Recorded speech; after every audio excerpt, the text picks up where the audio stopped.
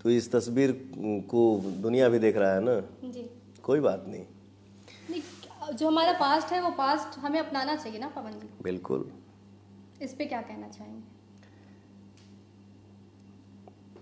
इसके लिए ना ऋचा जी, मेरे पास कोई शब्द ही नहीं है, ठीक ना। मेरे जीवन में जो मैं देवी पाया था, जो लक्ष्मी पाया था, इनको मैंने खो दिया। और इनको जब खो दिया तो फिर उम्मीद भी ख़त्म हो गया कि मुझे ये देवी नहीं मिल पाएगी।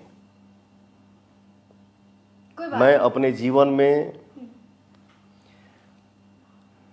जाए पगलो काहे लाइसन कैलू, क्या बोलो। चलो ठीक है, कुछ भी है जो तुमने किया, मैं अच्छा हूँ, खराब हूँ, गलत हूँ या सही हूँ, वो उनको पता है। मैं कुछ सफाई नहीं दे सकता बाबू।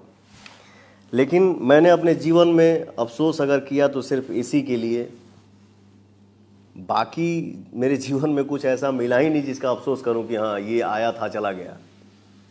वो चाहे मेल हो या फीमेल हो,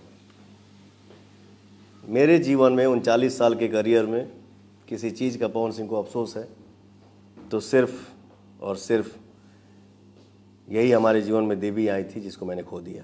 इससे ज़्यादा नहीं। इमोशनल है आप बहुत पवन जी, मुझे लगता है।